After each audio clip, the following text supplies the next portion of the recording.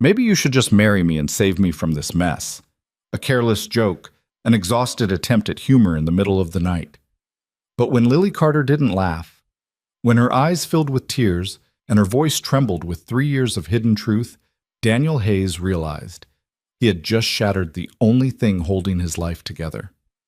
3 years of working side by side, 3 years of being blind, and now the truth stood in front of him, waiting for an answer he had never let himself consider.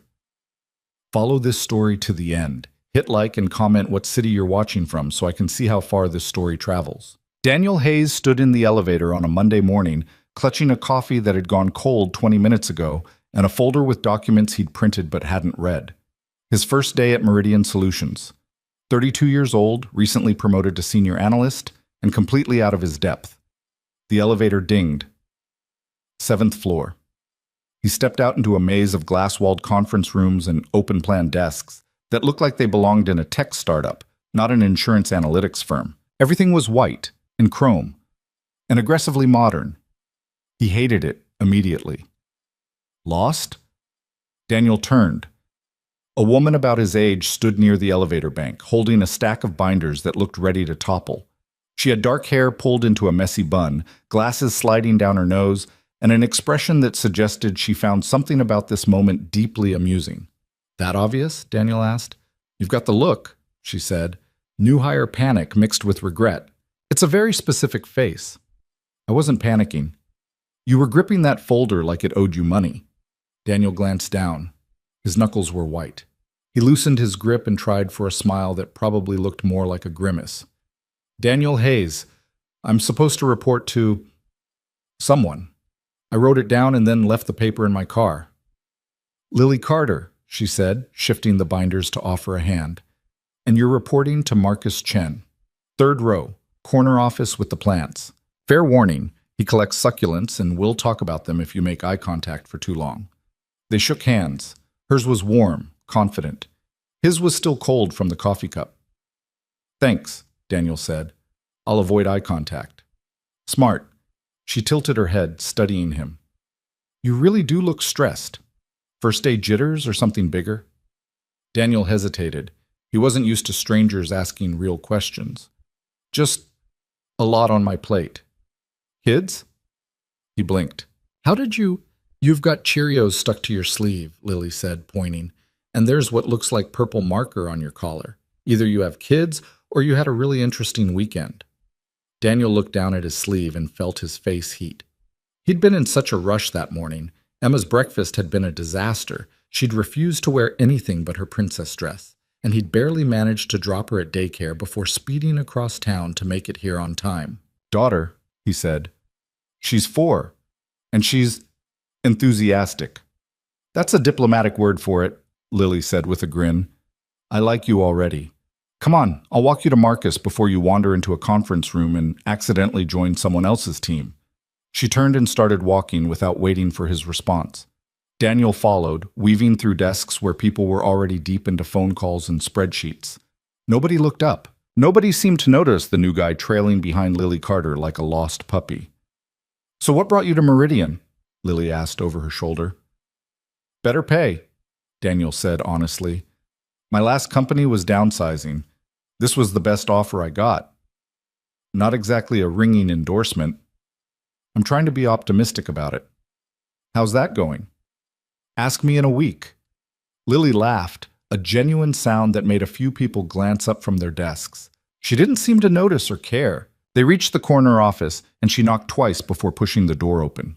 Marcus Chen looked up from his computer. He was younger than Daniel expected, maybe late 30s, with glasses and a desk covered in small potted plants. Marcus, this is Daniel Hayes, Lily said. Your new analyst. Found him wandering the halls looking tragic. I wasn't, Daniel started. He definitely was, Lily interrupted. Anyway, I'll leave you two to bond over spreadsheets and risk assessments. Daniel, if you need a translator for any of Marcus's emails, find me. He writes like he's drafting legal documents. She left before either of them could respond. Marcus stared after her, shook his head, then stood and extended a hand. Welcome to the team, he said. Ignore Lily. She thinks she's funny. She kind of is, Daniel said. Marcus smiled. Yeah, she is. Come on, let me show you your desk and introduce you to the rest of the crew. The morning blurred into a series of introductions, passwords, and system walkthroughs that Daniel barely absorbed. His desk was sandwiched between two other analysts who seemed friendly but busy, and by lunch he'd already forgotten half their names. He ate a sandwich at his desk while reviewing files Marcus had sent over, trying to look competent. Around 2 in the afternoon, Lily appeared at his desk with 2 cups of coffee. You look like you need this, she said, setting one down in front of him. Daniel glanced up. You didn't have to. I know. But you've been staring at that same spreadsheet for 20 minutes, and I'm pretty sure you haven't blinked. Coffee helps. He took the cup. It was still hot, made exactly the way he liked it. Black, no sugar. How did you know? Lucky guess, she said. Also, I saw you at the coffee station this morning. You made a face when someone offered you creamer. Daniel took a sip. It was good. Better than the gas station sludge he usually drank. Thanks. No problem. Lily leaned against the edge of his desk, completely at ease. So, how's the first day treating you? Marcus give you the full orientation, or did he skip to the part where he shows you pictures of his succulents? He mentioned them, Daniel admitted. Briefly. Give it time. By next week you'll know more about plant care than you ever wanted to. Can't wait. Lily smiled, but there was something softer in it now. Seriously though, if you need help with anything, just ask. I know this place can be overwhelming at first. Lots of systems, lots of people, lots of unwritten rules nobody tells you about. Like what? Like never schedule a meeting after 4 on a Friday. Janet in accounting will send you passive-aggressive emails for a month. And don't heat fish in the microwave unless you want to become an office pariah. Noted, Daniel said. Any other survival tips? Bring your own lunch. The cafeteria food is criminally bad. And if you're ever stuck on something, I'm usually at my desk. 2nd row near the window. Why are you being so nice to me? Daniel asked, and immediately regretted it. The question came out more suspicious than he'd intended. Lily didn't seem offended. She just shrugged. Because I remember my first day here. I spent an hour trying to log into a system that had been decommissioned 6 months earlier because nobody told me. I would have killed for someone to just help. Well, Daniel said. Thanks, I appreciate it. Any time. She pushed off his desk and started to walk away, then paused and turned back. Hey, random question, do you like Thai food? Daniel blinked. Yeah, why? A few of us grab dinner from this place down the street on Thursdays. Nothing fancy, just takeout in the break room. You should come this week. Good way to meet people outside of the chaos. I'll think about it, Daniel said, though he already knew the answer would be no. Thursday nights, he picked Emma up early from daycare, and they had what she called pizza and movie night, which really meant frozen pizza and whatever animated film she'd decided to obsess over that week. Lily seemed to read something in his expression. Kid stuff? Yeah. Fair enough. Offer stands if you change your mind. She walked away and Daniel watched her go, something uncomfortable settling in his chest. It had been a long time since someone had casually invited him to something. A long time since he'd felt like he could say yes. He turned back to his spreadsheet and tried to focus. The rest of the week passed in a haze of learning curves and minor panic attacks. Daniel stayed late most nights, trying to catch up on projects Marcus kept assigning him, and every morning he showed up exhausted and running on caffeine. Emma had started complaining that he was always tired, and he didn't have the heart to tell her it was only going to get worse. On Thursday, Lily stopped by his desk again. Last chance for Thai food, she said. We're ordering in about an hour. Daniel hesitated. He'd already texted the daycare to let them know he'd be late, and Emma was having a play date at her friend's house anyway. For once, his schedule was clear. Yeah, he said. Okay, I'll come. Lily's face lit up. Yeah? Great. Meet us in the break room at 6. 6 o'clock came faster than he expected. Daniel finished up the report he'd been working on, saved it 3 times to be safe, and made his way to the break room. Lily was already there with 3 other people, 2 guys from the analytics team and a woman from HR whose name he'd forgotten. Daniel! Lily waved him over. You made it! Grab a plate, we got way too much food. The table was covered in takeout containers: pad thai, green curry, spring rolls, fried rice. It smelled incredible. Daniel hadn't realized how hungry he was until that moment. He filled a plate and sat down next to Lily. The conversation flowed easily. Work gossip, weekend plans, a heated debate about whether the office coffee was getting worse or if they were all just getting older. Daniel didn't say much, but he listened, and for the first time all week, he felt like he could breathe. "So, Daniel," one of the guys, Tom, maybe, said, "Lily mentioned you've got a kid. How old?" "4," Daniel said. "Her name's Emma." "That's a fun age," the HR woman said. "My son just turned 5. It's all superhero costumes and made-up rules at our house."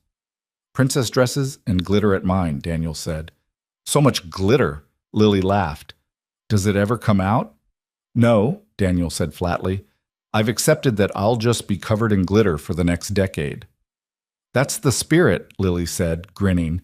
She leaned back in her chair, completely relaxed, and Daniel found himself relaxing too. This was nice. Normal. He'd forgotten what normal felt like. After dinner, people started drifting back to their desks or heading home. Daniel helped Lily pack up the leftover containers. "Thanks for inviting me," he said. "I needed that."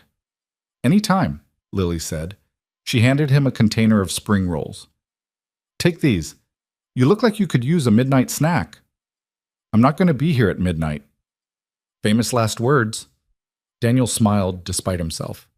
"Seriously though, thanks." "Stop thanking me," Lily said, but she was smiling too. "We're coworkers. This is what coworkers do." Except it didn't feel like just coworkers. It felt like the beginning of something Daniel couldn't name yet, something that made the weight on his shoulders feel just a little bit lighter. Over the next few months, Lily became a fixture in Daniel's life.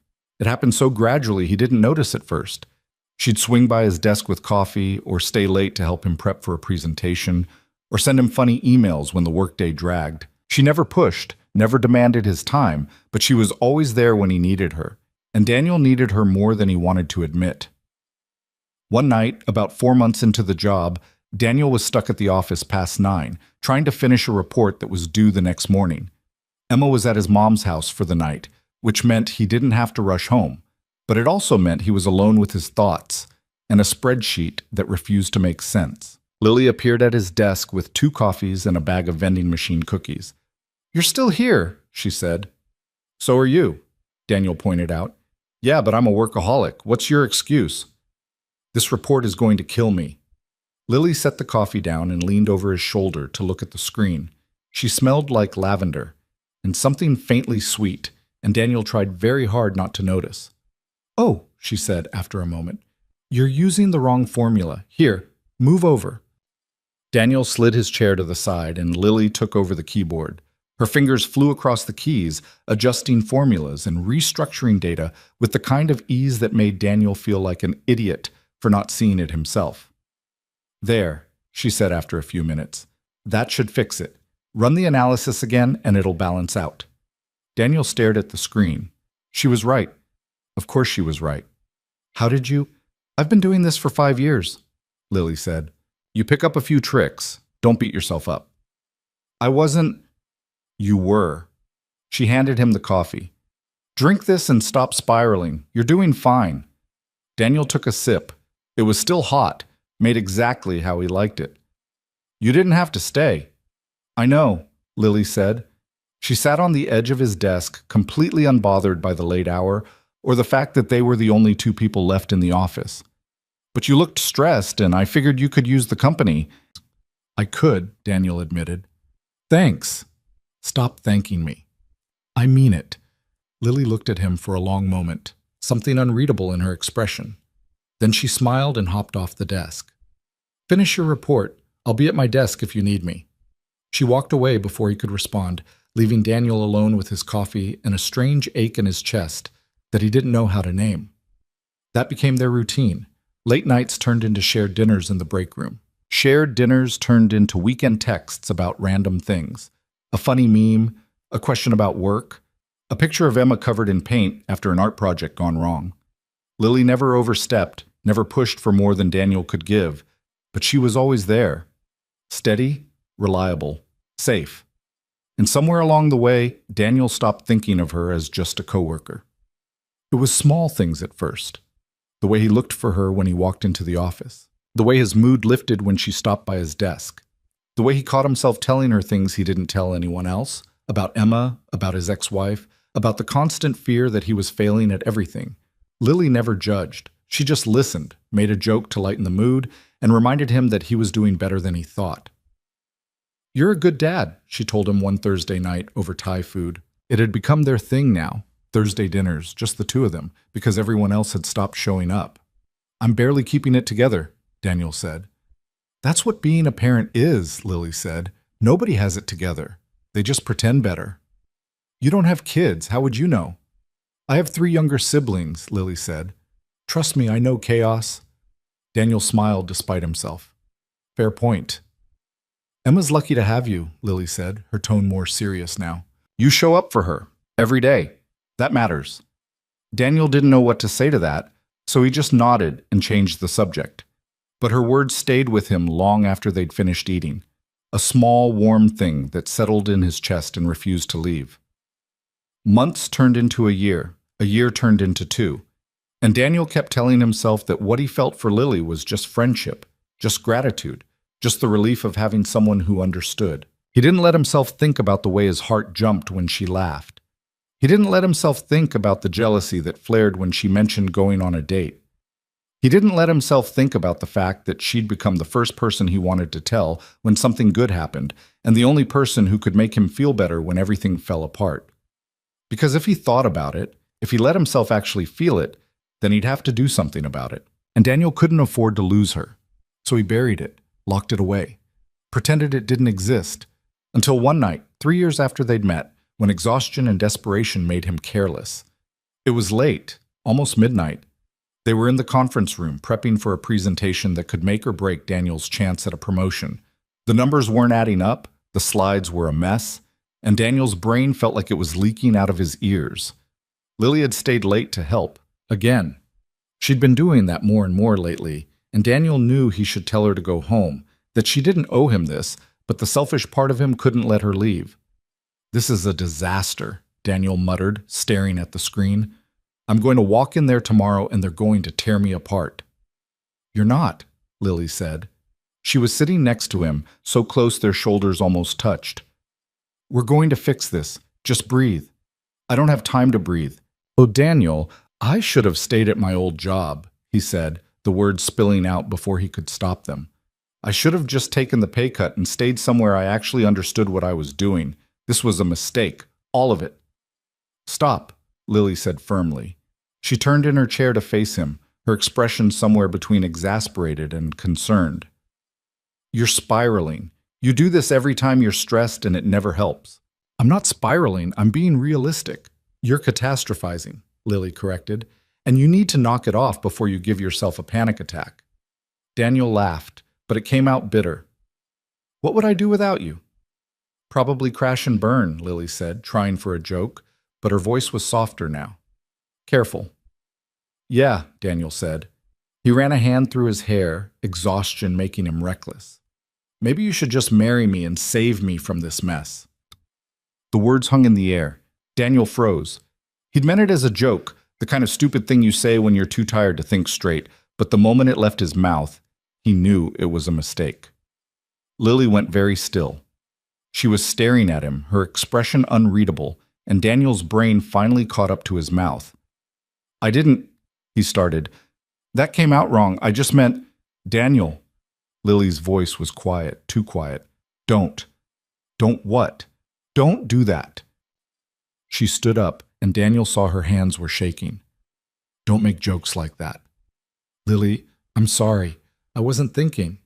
"No," she said, and there was something raw in her voice now, something that made Daniel's chest tighten. "You weren't. But I have been. For 3 years, Daniel. I've been thinking about it every single day." Daniel stared at her. His brain had stopped working entirely. "What?" he managed. Lily laughed, but it wasn't her usual laugh. It was sharp and painful and full of something that sounded like heartbreak. "You really don't know, do you?" "Know what?" She turned away from him, her arms wrapped around herself like she was trying to hold something in. When she spoke again, her voice was barely above a whisper. I'm in love with you. The world tilted. Daniel opened his mouth, but no sound came out. He just sat there, frozen, while Lily kept talking. I've been in love with you since that first week, she said. Since you showed up looking lost and stressed and like you were holding the weight of the world on your shoulders. And I told myself it was just a crush, that it would go away, but it didn't. It just got worse. Lily, let me finish, she said, and there were tears in her voice now. I've watched you be a father. I've watched you work yourself to the bone trying to give Emma a good life. I've watched you be kind and funny and human even when you're falling apart. And every time you thanked me for helping you, every time you smiled at me like I'd done something incredible just by showing up, it made me fall harder. She finally turned to face him, and Daniel saw tears streaming down her face. So don't make jokes about marrying me, Lily said, because I can't. I can't keep pretending that it doesn't hurt. I can't keep pretending that I'm okay with just being your friend when I want so much more than that. Daniel felt like he'd been hit by a truck. His heart was pounding so hard he could hear it in his ears, and his hands were shaking, and every single thing he'd spent 3 years ignoring came crashing down on him all at once. He stood up, took a step toward her. Lily, he said, and his voice cracked on her name. She shook her head, backing away. I shouldn't have said anything. I'm sorry. I couldn't keep it in anymore. Don't apologize, Daniel said. Don't. But she was already grabbing her bag, already heading for the door. Lily, wait. I need to go, she said. And then she was gone, the door swinging shut behind her with a soft click that sounded like the end of everything. Daniel stood alone in the conference room, surrounded by spreadsheets and slides and the wreckage of his own stupidity, and realized with perfect, devastating clarity that he'd just lost the most important person in his life. Because she was right about all of it, and he'd been too afraid to see it until it was too late. Daniel didn't sleep that night. He sat in his car in the parking garage for over an hour, staring at his phone, drafting and deleting text messages that all sounded wrong. By the time he finally drove home, it was past 2 a.m, and his head felt like it was full of static. Emma was at his mom's place until Saturday.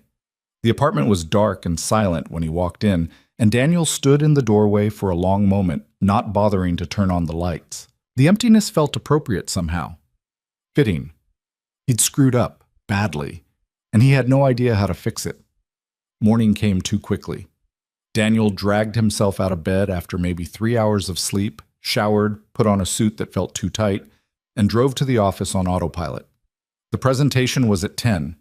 He had 4 hours to pull himself together and pretend like his entire world hadn't imploded the night before. Lily's desk was empty when he arrived. Her computer was off, her chair pushed in, no coffee cup or scattered papers. She was always early, always there before him. Daniel's stomach dropped. He walked to his own desk and sat down, staring blankly at his screen. The presentation slides were still open from last night, half-finished and full of errors he didn't have the energy to fix. He should have been panicking, should have been scrambling to salvage the disaster, but all he could think about was the look on Lily's face when she'd said, I'm in love with you, and the way her voice had cracked like something breaking. Hayes. Daniel jerked his head up. Marcus was standing next to his desk, holding a coffee and looking mildly concerned.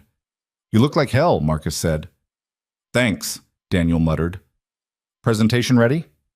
Working on it? Marcus studied him for a moment, then sighed. Look, I know you've been putting in long hours on this. If you need help, I'm fine, Daniel said, cutting him off. I'll have it done. Marcus didn't look convinced, but he nodded and walked away. Daniel turned back to his screen and tried to focus. He made it about 10 minutes before his phone buzzed. It was a text from Lily. I'm not coming in today. Used a sick day. I'm sorry about last night. Let's just forget it happened. Daniel read the message 3 times. Each time it felt worse. Let's just forget it happened. As if that was possible. As if he could just erase the last 12 hours and go back to pretending everything was fine. He typed a response. Deleted it, typed another one. Deleted that too. Finally, he gave up and shoved his phone in his drawer. The presentation was a disaster. Daniel stumbled through the slides, lost his train of thought twice, and forgot to explain half the data points that actually mattered. The executives asked questions he should have anticipated, and his answers came out scattered and defensive. By the time it was over, he felt like he'd been put through a shredder. Marcus caught him on the way out of the conference room. "That was rough," Marcus said, not unkindly. "You want to tell me what's going on?" "Nothing," Daniel said. "Just didn't sleep well." "This about Lily?" Daniel's head snapped up. "What?" Marcus raised an eyebrow. "She used a sick day for the first time in 2 years, on the same morning you look like you got hit by a truck." "I'm not an idiot, Hayes." Daniel opened his mouth, then closed it. He had no idea what to say. "Whatever happened," Marcus said, "fix it. You two work well together. I don't want to lose that." He walked away before Daniel could respond, leaving him standing in the hallway feeling like the world's biggest failure. The rest of the day crawled by. Daniel tried to work, but he couldn't focus. Every time someone walked past his desk, he looked up, half expecting to see Lily. But she didn't come. Her desk stayed empty, and the silence where her laugh usually lived felt louder than anything else in the office. By 5 o'clock, Daniel gave up. He packed his things, drove to his mom's house, and picked up Emma early. "Daddy!" She launched herself at him the moment he walked through the door, wrapping her arms around his legs with the kind of unbridled enthusiasm only a 4-year-old could manage. "You're here!" "Hey, Bug," Daniel said, scooping her up. She smelled like crayons and strawberry shampoo, and he held her a little tighter than usual. "Did you have fun with Grandma?" "We made cookies," Emma announced proudly. "I put sprinkles on all of them, even the ones Grandma said didn't need sprinkles." "Of course you did." Daniel's mom appeared in the doorway, wiping her hands on a dish towel. She took one look at him and frowned. "You look terrible," she said. "So I've been told," Daniel muttered. "Everything okay?" "Fine." She didn't look convinced, but she didn't push. That was one thing Daniel appreciated about his mom. She knew when to let things go. She kissed Emma on the forehead, handed Daniel a container of cookies, and sent them on their way. Emma chattered the entire drive home, telling him about the cookies and the movie they'd watched, and how Grandma's cat had knocked over a plant and made a huge mess. Daniel made the appropriate noises, but his mind was elsewhere. "I'm in love with you. I can't keep pretending that I'm okay with just being your friend when I want so much more than that." He kept hearing Lily's voice, kept seeing the tears on her face, and it made something in his chest twist painfully. "Daddy?" Daniel blinked. Emma was staring at him from her car seat, her brow furrowed in concern. "Yeah, Bug? Are you sad?" The question caught him off guard. "What? No, I'm fine." "You look sad," Emma insisted, "like when you watched that movie with the dog." Daniel almost laughed despite everything. "I'm not sad like the dog movie." "Then why do you look sad?" He didn't have an answer for that. At least not one a 4-year-old would understand. "Just thinking about work stuff," he said finally. "Nothing for you to worry about." Emma seemed to accept this. She went back to singing a song she'd made up about dinosaurs and pizza, and Daniel focused on the road, trying very hard not to think about Lily. He failed spectacularly. That night, after Emma was asleep, Daniel sat on the couch with a beer he wasn't drinking and stared at his phone. Lily still hadn't responded to the message he'd finally worked up the courage to send. "Can we talk?" 3 words. Simple. Direct. And apparently not worth answering. He set the phone down and scrubbed his hands over his face. This was his fault. All of it. He'd made that stupid joke, and when Lily had laid her heart out in front of him, he'd frozen like a coward instead of saying what he should have said. Except he didn't know what he should have said. Because the truth was messy and complicated and terrifying, and Daniel had spent 3 years very carefully not looking at it. But now he didn't have a choice. He thought about the first time he'd met Lily, how she'd teased him about looking lost, how she'd made him laugh when he'd been convinced he was going to hate this job. He thought about all the late nights she'd stayed to help him, all the times she'd shown up with coffee and terrible vending machine snacks, just because she knew he needed them. He thought about the way Emma's face lit up whenever Lily came over, how she'd started asking when Miss Lily was coming to visit again. He thought about the jealousy that had eaten at him every time Lily mentioned going on a date, the way he'd invented excuses to text her on weekends, the way he looked for her the moment he walked into the office every morning. And he realized, with a clarity that felt like getting punched in the chest, that Marcus had been right.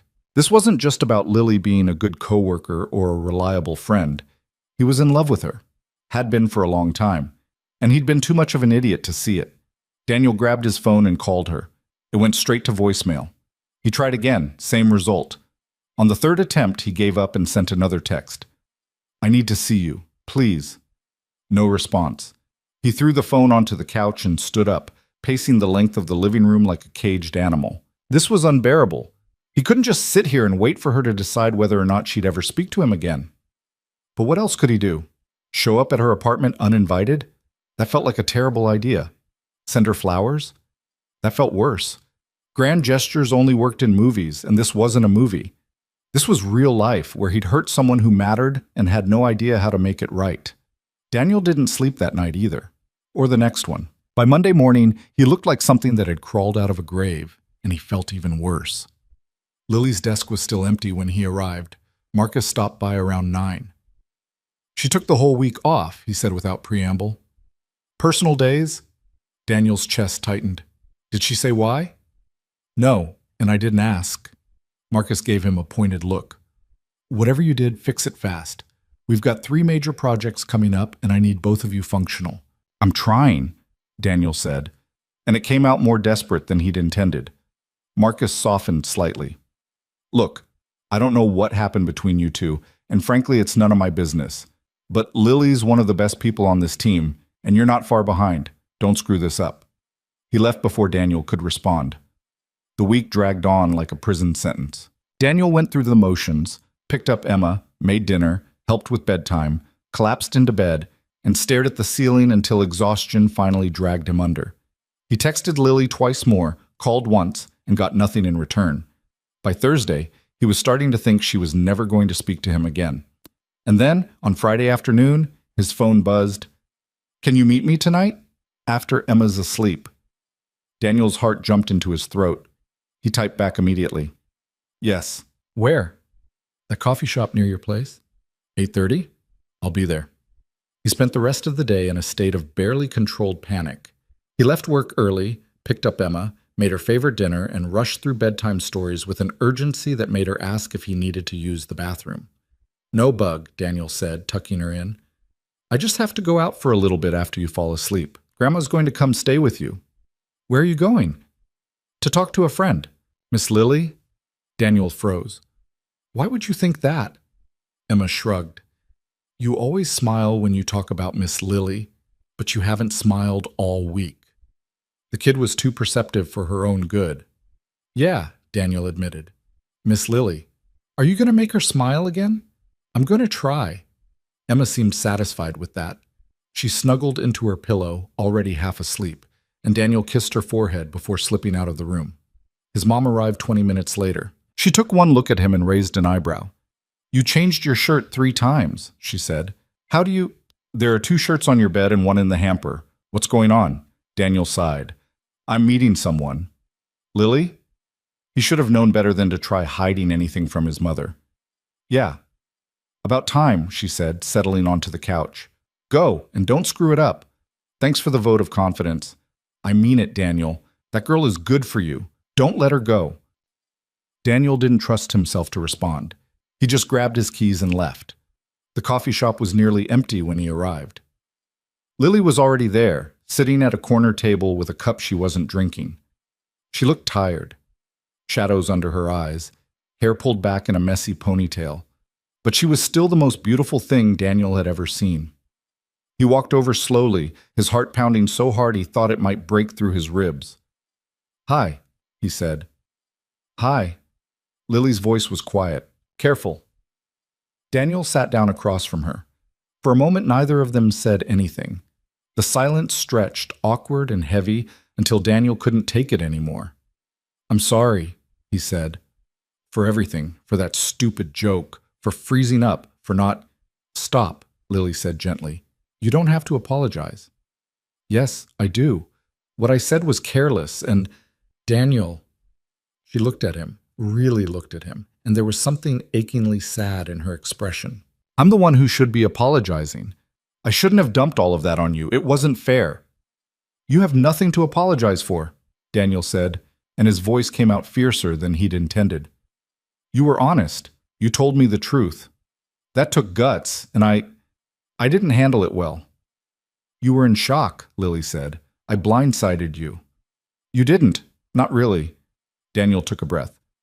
I've been lying to myself for 3 years, Lily, telling myself that what I felt for you was just friendship, just gratitude, because it was easier than admitting the truth. Lily went very still. What truth? That I'm in love with you too. The words hung between them, raw and real and terrifying. Lily stared at him, her eyes wide, and Daniel kept going because if he stopped now, he'd lose his nerve. I've been in love with you for so long I don't even remember when it started, he said. Maybe it was that first day when you helped me find Marcus's office. Maybe it was the first time you stayed late to help me with a project. Maybe it was when you met Emma and she adored you immediately because kids have better instincts than adults, and she knew what I was too scared to see. Daniel, I was terrified, he said, and his voice cracked. Terrified of losing you, of screwing it up, of ruining the one good thing in my life by wanting more. So I buried it. I told myself we were just friends, that it was safer that way. And I was so focused on not losing you that I didn't realize I was hurting you instead. Lily's eyes were shining with unshed tears. You weren't hurting me. Yes, I was. Every time I didn't say what I felt. Every time I let you think I didn't see you the way you saw me. Every time I was too much of a coward to tell you the truth. He reached across the table, hesitated, then took her hand. She didn't pull away. I'm done lying, to you and to myself. I love you, Lily. I'm in love with you. And I know I've handled this badly, but if you give me a chance, I swear I'll spend the rest of my life trying to be the person you deserve. A tear slid down Lily's cheek, then another. She wiped them away with her free hand, laughing through the tears. You're such an idiot, she said, but her voice was soft, fond. I know. 3 years, Daniel. 3 years we could have... I know, he said again. And I'm sorry. I'm so sorry. Lily squeezed his hand. Stop apologizing. Then what do you want me to do? She smiled, a real smile, the kind that lit up her whole face. Kiss me, you idiot. Daniel didn't need to be told twice. He stood up, pulled her to her feet, and kissed her right there in the middle of the coffee shop. It was clumsy and desperate and perfect. And when they finally broke apart, Lily was laughing. About time, she whispered. Yeah, Daniel said, resting his forehead against hers. About time. They stayed like that for a long moment, just holding each other, and Daniel felt something settle in his chest, something that felt like coming home. So what now? Lily asked eventually. Now we figure it out, Daniel said. Together. I like the sound of that. Me too. They left the coffee shop hand in hand, and for the first time in a week, Daniel felt like he could breathe again. The fear was still there, fear of screwing this up, of not being enough, of all the ways this could go wrong, but it was quieter now, manageable. Because Lily was here, and she loved him, and maybe that was enough. Over the next few weeks, they fell into a new rhythm. It wasn't perfect, nothing ever was, but it was theirs. They still worked together, still stayed late on projects, but now there were stolen kisses in empty conference rooms and texts that had nothing to do with work. Lily started coming over on weekends, and Emma took to calling her Daddy's Lily with the kind of possessive pride that made Daniel's heart ache. Does this mean Miss Lily is your girlfriend? Emma asked one Saturday morning while they were making pancakes. Daniel glanced at Lily, who was trying very hard not to laugh. Yeah, Bug, he said. She is. Good, Emma said, as if that settled the matter. I like her. She makes you smile. Oh, she does, Daniel agreed and reached over to squeeze Lily's hand. Lily squeezed back, her eyes soft and warm, and Daniel thought about how close he'd come to losing this, how close he'd come to letting fear win. He wasn't going to make that mistake again. One night, about 2 months after that conversation in the coffee shop, Daniel and Lily were curled up on the couch after Emma had gone to bed. They'd been watching a movie, some romantic comedy Lily had picked, but Daniel hadn't been paying attention. He'd been too focused on the way Lily fit perfectly against his side, the way her hand rested on his chest, the way she laughed at the dumb jokes on screen. You're staring, Lily said without looking up. I know. Why? Because I love you, Daniel said simply. And I'm still not used to being allowed to say it out loud. Lily tilted her head up to look at him. You can say it as much as you want. I love you. Daniel said. I love you too. I love you, Lily laughed. Okay, now you're just showing off. Maybe a little. She kissed him, soft and sweet, and Daniel wrapped his arms around her like he could hold this moment forever. I've been thinking, Lily said when they finally pulled apart. About what? About us. About where this is going. Daniel's chest tightened. And I know it has only been a couple months and I don't want to rush anything, but she hesitated, biting her lip. I want this to be real, Daniel, not just dating, not just seeing where it goes. I want a future with you, with Emma. I want all of it. Daniel felt something in his chest crack wide open. You mean that? Of course I mean it. Why would I? Because I want that too, Daniel said, the words tumbling out in a rush. I want you in our lives, permanently. I want to wake up next to you and go to sleep next to you and build something real with you. I've wanted that since, hell, probably since the first year we met. I was just too scared to admit it. Lily's eyes were shining. You're serious, dead serious. So what are we waiting for? Daniel kissed her again, deeper this time. And when they finally broke apart, they were both smiling like idiots. Nothing, he said. We're not waiting for anything. And for the first time in 3 years, Daniel let himself believe that maybe, just maybe, everything was going to work out exactly the way it was supposed to. 6 months passed like that. 6 months of learning how to fit their lives together in ways that felt both impossibly easy and terrifyingly hard. Lily started keeping a toothbrush at Daniel's apartment, then some clothes. Then half her closet seemed to migrate into his bedroom without either of them really discussing it. Emma had stopped asking when Lily was coming over because Lily was just always there, folding herself into their routines like she'd been part of them all along. But it wasn't smooth. Nothing with Daniel ever was. The first real fight happened on a Tuesday night in late September. Daniel had promised to leave work early so they could take Emma to the park, but a client meeting ran late, and by the time he got home, Emma was already in her pajamas and Lily was doing dishes with the kind of sharp, aggressive motions that meant she was pissed. I'm sorry, Daniel said, dropping his bag by the door. The meeting went over and I couldn't. She waited for you, Lily said, not turning around. For 2 hours, kept asking when Daddy was coming home. I texted you. A text isn't the same as showing up, Daniel. I know that. You think I don't know that? His voice came out harsher than he'd intended, and Lily finally turned to face him. Do you? Because this is the 3rd time this month you've canceled on her. I'm doing my best here. Are you? Lily set down the plate she'd been scrubbing. Because it feels like work always comes first. That's not fair. I'm trying to provide for her. For both of you. We don't need you to kill yourself working, Lily said. We need you to be present. Emma needs her dad, not someone who shows up after she's already asleep. Daniel felt something hot and defensive flare in his chest.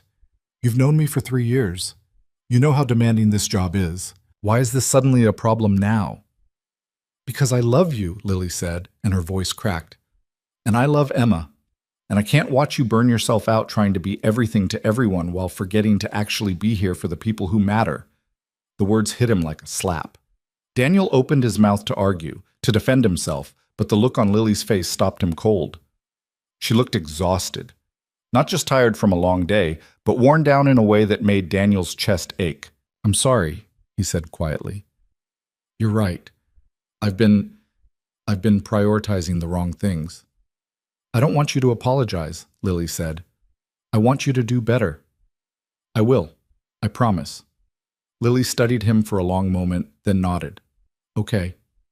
Okay? Yeah. But Daniel, if you make that promise, you have to keep it. Emma can't handle more broken promises, and neither can I. The weight of that settled on Daniel's shoulders like a physical thing. He crossed the kitchen and pulled Lily into his arms, and she let him, though her body stayed tense. I'll do better, he said into her hair. I mean it. I hope so, Lily whispered back. Daniel did try. He started leaving work on time at least 3 days a week. He stopped checking his email after Emma went to bed. He said no to projects that would have eaten up his weekends, even when Marcus gave him grief about it. It wasn't perfect. He still slipped sometimes, still got caught up in deadlines and forgot to text. But he was trying, and Lily saw that. The second fight was worse. It happened in November, Right before Thanksgiving, Daniel's ex-wife Claire called out of nowhere asking if she could see Emma. She'd been mostly absent for the past 2 years, a birthday card here, a stilted phone call there. But suddenly she wanted to have Emma for the holiday weekend. Daniel said no. Claire threatened to lawyer up. Daniel said she could try. The whole thing devolved into a screaming match over the phone that ended with Daniel slamming his cell down on the kitchen counter hard enough that the screen cracked. Lily had been there for all of it. She'd watched the color drain from Daniel's face, watched his hands shake as he tried to keep his voice steady, and when it was over, she just stood there looking at him like she didn't know what to say. "I'm not letting her waltz back into Emma's life," Daniel said, his voice tight. "She gave up that right when she walked away." "I know," Lily said carefully. "She doesn't get to show up when it's convenient and mess with Emma's head." "Daniel." "What?" He snapped it out more sharply than he'd meant to, and Lily flinched. "I think you need to calm down before you make any decisions." "I'm perfectly calm."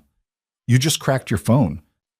Daniel looked down at the splintered screen and felt something in him deflate.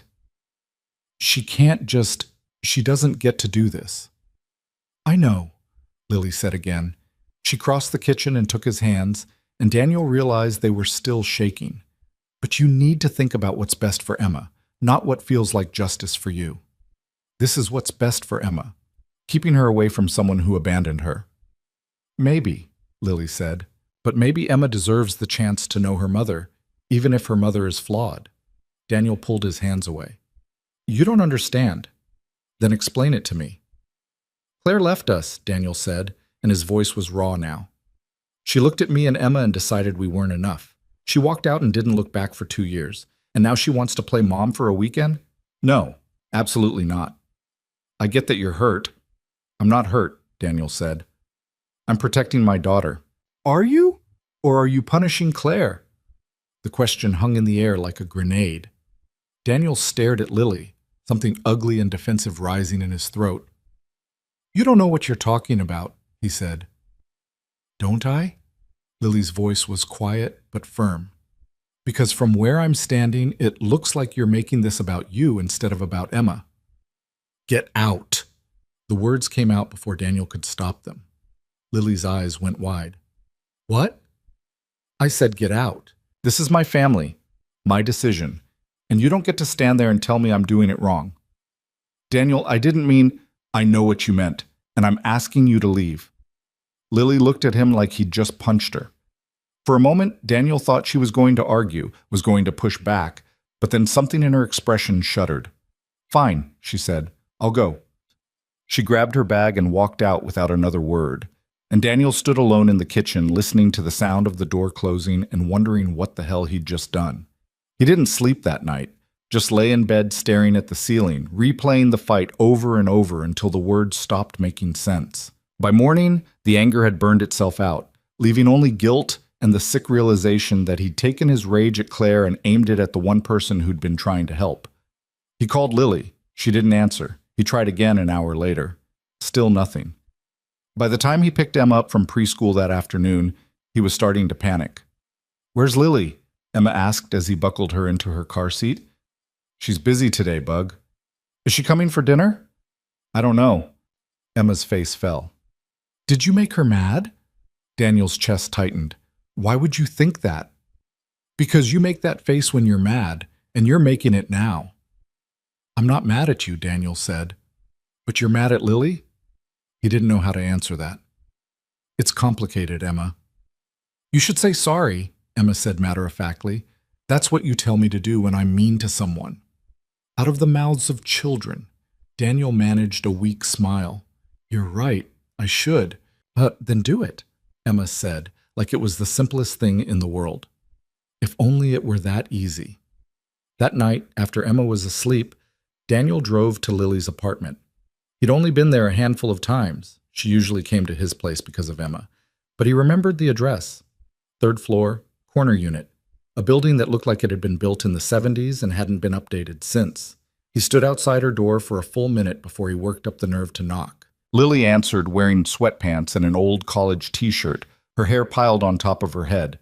She looked tired, and when she saw him, her expression went carefully neutral. "Hi," Daniel said. Hi. Can I come in? Lily hesitated, then stepped aside. Her apartment was small but cozy, plants on every available surface, books stacked in crooked towers, a couch that looked like it had been salvaged from a thrift store. It smelled like vanilla and coffee, and Daniel felt a pang of guilt that he'd never really paid attention to this space before. I'm sorry, he said before she could speak. For what I said, for how I acted, for kicking you out, all of it. Lily crossed her arms. Okay. I was angry and I took it out on you, and that wasn't fair. No, Lily agreed.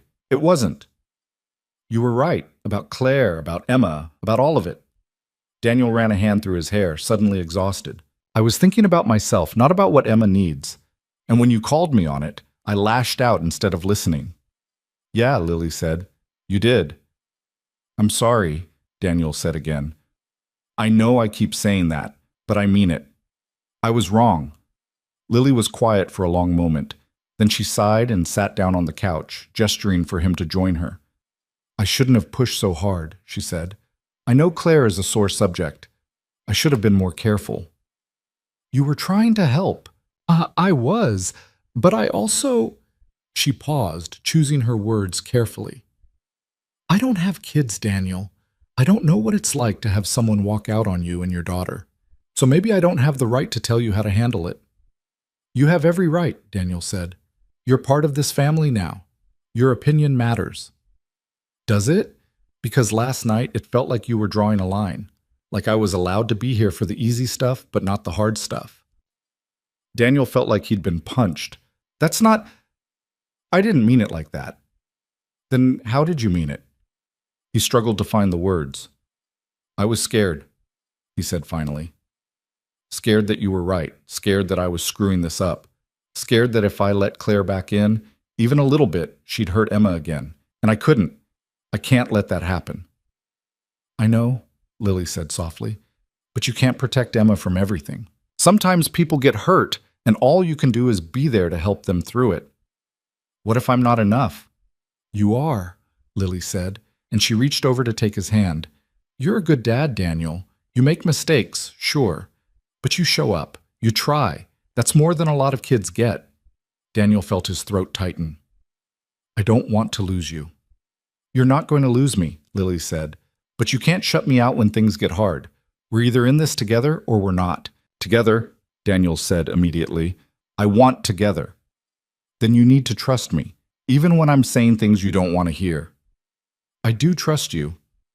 Then prove it, Lily said. Let me in, all the way, not just the good parts. Daniel pulled her close, and she came willingly, tucking herself against his side like she belonged there. And maybe she did. Maybe she always had. I'm sorry, he said one more time. I know, Lily said. Just don't do it again. I'll try. That's all I'm asking. They sat there in silence for a while, and Daniel felt something settle in his chest. Something that felt like forgiveness, like a second chance, like maybe they could actually make this work. Eventually Lily spoke. So what are you going to do about Claire? Daniel sighed. I don't know. Let her see Emma, I guess, supervised for a few hours, see how it goes. That's probably smart. I hate it. I know. But you're right. Emma deserves the chance to know her mother, even if her mother is... He stopped himself. Flawed? Lily offered.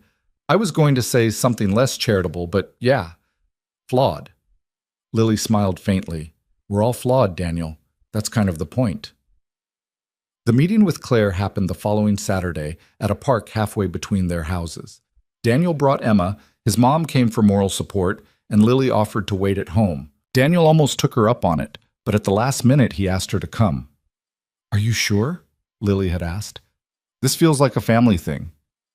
You are family, Daniel said, and meant it. So Lily came. She sat on a bench with Daniel's mom while Daniel and Emma walked over to where Claire was waiting by the playground. She looked different, thinner, her hair cut shorter, wearing clothes that looked expensive in a way that made Daniel's jaw tighten. She smiled when she saw Emma, but it was tentative, nervous. Hi, sweetie, Claire said, crouching down to Emma's level. Emma hid behind Daniel's leg. Who are you? Claire's smile faltered. I'm I'm your mom. Emma peeked out, frowning. I don't have a mom. Daniel felt his chest constrict. Claire looked like she might cry. You do, Claire said quietly. I know I haven't been around, but I have Daddy, Emma said firmly, and Grandma, and Lily. Claire's eyes flicked to Daniel, confused. Lily? My girlfriend, Daniel said. The word still felt new, even after 6 months. Oh. Claire straightened up, and there was something brittle in her expression now. I see. The meeting lasted an hour.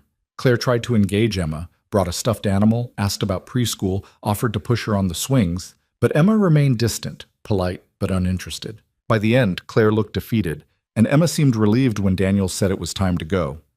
Can we do this again? Claire asked as they were leaving. Next month, maybe? Daniel glanced down at Emma, who was clinging to his hand and clearly ready to leave. We'll see. Daniel, please. I'm trying. I know, he said. And he did know. He could see it in the way her hand shook, the way her voice cracked when she talked to Emma. But trying wasn't enough to undo 2 years of absence. I'll think about it. Claire nodded, looking like she wanted to say more, but Daniel was already turning away, leading Emma back to where his mom and Lily were waiting. How'd it go? Lily asked quietly as they walked to the car. About as well as expected, Daniel said. Emma okay? Yeah, she's tough. Lily squeezed his hand. So are you. That night, after Emma was asleep, Daniel and Lily sat on the couch with a bottle of wine neither of them was really drinking. Thank you, Daniel said, for being there today. Of course. I mean it. I know this whole situation is messy and complicated and… Daniel, Lily interrupted gently, I signed up for messy and complicated when I fell in love with you. I'm not going anywhere. Even when I'm an idiot? Especially when you're an idiot, Lily said with a small smile. Someone has to keep you in check. Daniel laughed despite himself. Lucky me. Yeah, Lily said, leaning into him. Lucky you. The weeks that followed were easier. Not perfect. There were still fights. Still moments when Daniel's work-life balance tipped too far in the wrong direction. Still times when Lily pushed too hard and Daniel pushed back. But they were learning how to communicate, how to compromise, how to be partners instead of just two people who loved each other. Emma, for her part, had fully adopted Lily as part of the family. She started calling her Lily Mom when she forgot herself, and while Lily always gently corrected her, Daniel could see how much it meant to her every time it happened. One night in early December, Daniel came home from work to find Lily and Emma in the kitchen, covered in flour and making cookies. The counter was a disaster zone. There was frosting in Emma's hair, and Lily had somehow managed to get sprinkles all over the floor. What happened here? Daniel asked, setting down his briefcase. We're making cookies for Santa, Emma announced proudly. It's not even Thanksgiving yet. Practice cookies, Lily said, grinning. Obviously. Daniel looked at the two of them, his daughter and his girlfriend, both covered in baking debris and beaming at him, and felt something shift in his chest. This was what he'd been afraid of losing. This easy domesticity, this sense of home, this feeling that maybe he didn't have to carry everything alone anymore. Can I help? He asked. Only if you don't eat all the dough, Lily said. I make no promises. They spent the rest of the evening making cookies that were probably inedible, and Daniel couldn't remember the last time he'd been this happy. Emma chattered nonstop about her day.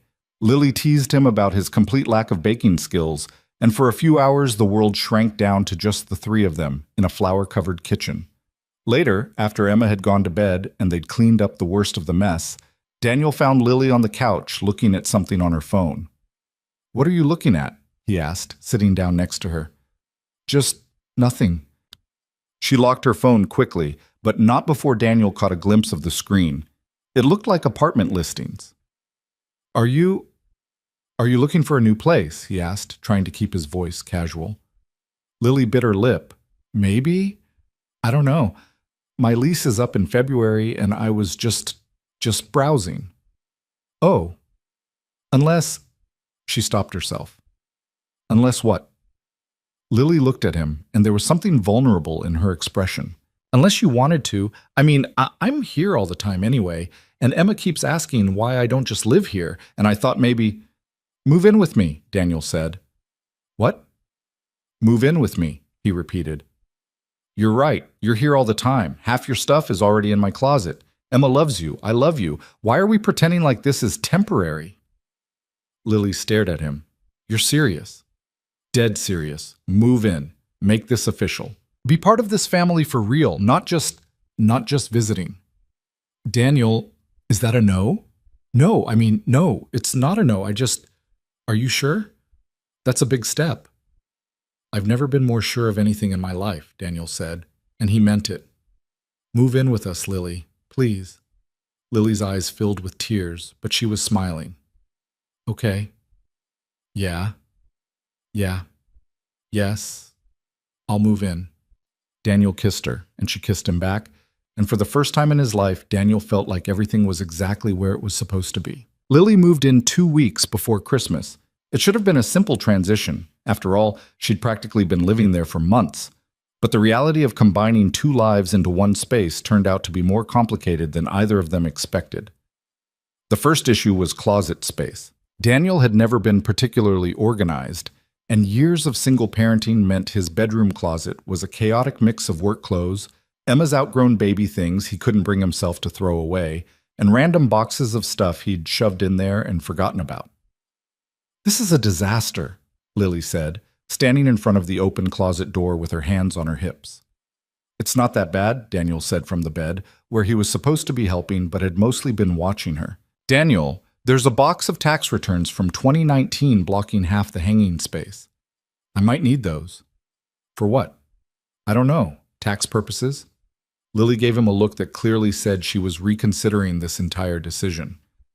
We're cleaning this out. Today. Today? It's Saturday. I was going to take Emma to the park. Your mom already picked her up, remember? You have no excuses.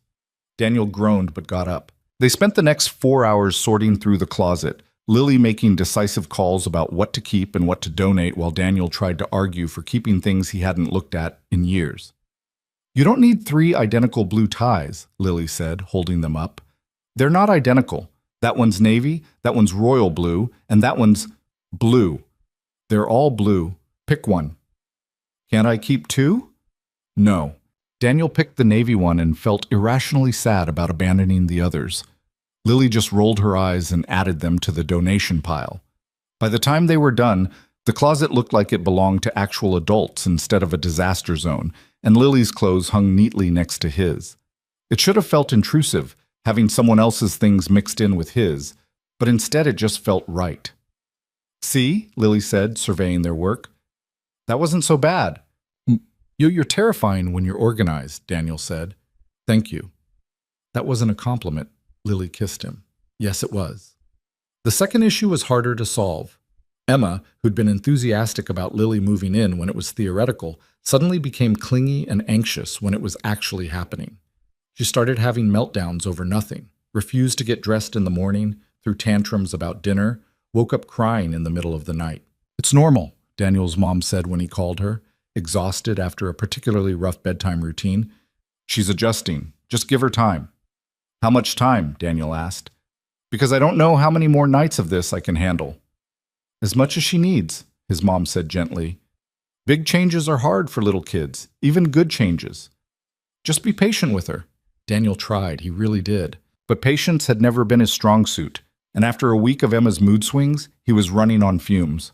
It came to a head one Tuesday evening. Emma refused to eat the dinner Lily had made, mac and cheese, which was usually her favorite, and when Daniel tried to coax her into taking just a few bites, she threw the bowl across the kitchen. It shattered against the wall, sending noodles and cheese sauce everywhere. For a moment, nobody moved. Emma's face crumpled, already anticipating the punishment she knew was coming. Lily stood frozen by the stove, looking horrified. And Daniel felt something in him snap. Emma Grace Hayes, he said, his voice dangerously quiet. Go to your room. Now. But Daddy. Now. Emma burst into tears and ran down the hall. A moment later, Daniel heard her bedroom door slam. Lily finally moved, grabbing paper towels. Daniel! Don't, he said, already kneeling to pick up the broken pieces of the bowl. Just don't. She's having a hard time. I know she's having a hard time. You think I don't know that? Daniel's hands were shaking as he gathered the ceramic shards. But that doesn't mean she gets to act like this. She's 4 years old, Lily said carefully. She's scared and confused and probably doesn't even understand why she's feeling this way. So what am I supposed to do? Just let her destroy the house? No, but... Lily knelt down next to him, taking the broken pieces from his hands before he could cut himself. You can't yell at her for having feelings she doesn't know how to handle. I didn't yell. Daniel. He sat back on his heels, suddenly exhausted. I don't know what I'm doing. Every time I think I've figured this parenting thing out, something changes and I'm back to square one. You're doing fine, Lily said. I'm not. I'm screwing this up. You're not screwing anything up. You're human. You're allowed to be frustrated. Not at her, Daniel said. She's a kid. I'm the adult. I should be better than this. Lily reached over and took his hand. Go talk to her. What do I even say? The truth. That you love her. That you're sorry for losing your temper. That you're figuring this out together. Daniel looked down the hall toward Emma's closed door and felt his chest tighten. What if I can't fix this? Then we'll figure it out, Lily said. Together. Daniel found Emma curled up on her bed, crying into her pillow. The sight of her small body shaking with sobs made his heart crack open. Bug, he said softly, sitting on the edge of her bed. Can we talk? Emma didn't look at him. I'm sorry I threw the bowl. I know you are. And I'm sorry I got angry.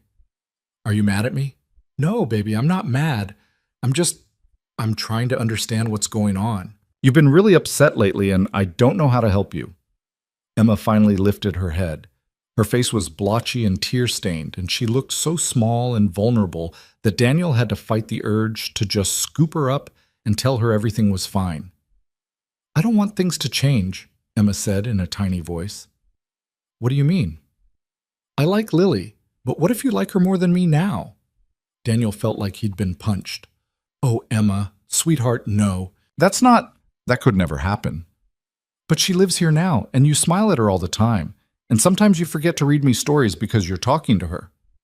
Every word was a knife to Daniel's chest. He'd been so focused on making things work with Lily that he hadn't noticed Emma feeling pushed aside. Come here, he said, pulling her into his lap. She came willingly, tucking her head under his chin like she used to when she was smaller. I love Lily, but you are the most important person in my entire world. You always will be. Nothing and nobody could ever change that. Promise? Promise. You're my kid, Bug. That means you're stuck with me forever. Even when I'm bad? Especially when you're bad, Daniel said, kissing the top of her head. Though I'd appreciate it if you didn't throw any more bowls. Emma let out a watery laugh. I didn't mean to. I know. But next time you're feeling angry or scared or confused, can you use your words instead? Tell me what's wrong so I can help. Okay. And Emma? Lily isn't here to replace you or take me away from you. She's here because she loves us, both of us. You're not losing me. You're gaining someone else who cares about you. Does that make sense? Emma nodded against his chest. I guess. Give it a chance, okay? And if you're feeling sad or worried, you tell me. Always. Deal? Deal. They sat there for a while longer, just holding each other, and Daniel felt some of the tension ease out of his shoulders. This wasn't fixed. Parenting was never that simple, but it was a start. When they finally emerged from Emma's room, Lily was sitting on the couch looking anxious. She stood up when she saw them. I'm sorry for throwing the bowl, Emma said immediately, and for making a mess. It's okay, Lily said gently. We all have bad days. Emma hesitated, then ran over and hugged Lily's legs. Lily looked surprised but pleased, resting a hand on Emma's head. I'm glad you live here, Emma said, her voice muffled against Lily's jeans. Yeah? Lily's voice was soft. Yeah, but sometimes I need extra time with just Daddy. Is that okay? Lily glanced at Daniel, who nodded. Of course that's okay, she said. Your dad loves spending time with you, and so do I. But you and your dad had a special thing going long before I showed up, and that should never change. Emma pulled back, looking relieved. Okay, good. That became their new routine. Lily was careful to give Daniel and Emma space. Saturday mornings were daddy-daughter time, and she'd go to the gym or run errands while they made pancakes and watched cartoons. And once a week, Lily and Emma had their own time together, usually spent doing crafts or baking or other activities that Daniel had no patience for. It wasn't perfect. Emma still had occasional meltdowns, and there were nights when the adjustment felt overwhelming for all of them. But slowly, gradually, they found their rhythm. By January, it felt less like Lily had moved into Daniel's space and more like they'd created something new together. The apartment didn't look the same. Lily had added plants and throw pillows and organization systems that actually worked, but it felt more like home than it ever had before. Daniel started to relax, started to let himself believe that maybe this could actually work long term, that maybe he hadn't completely screwed up his second chance at something real. And then Claire called again. It was a Wednesday evening. Daniel was helping Emma with a puzzle while Lily made dinner, and when his phone rang with Claire's name on the screen, he almost didn't answer. I should take this, he said, standing up. Lily glanced over from the stove and nodded. Daniel stepped into the bedroom and closed the door. Hello? Hi, Daniel.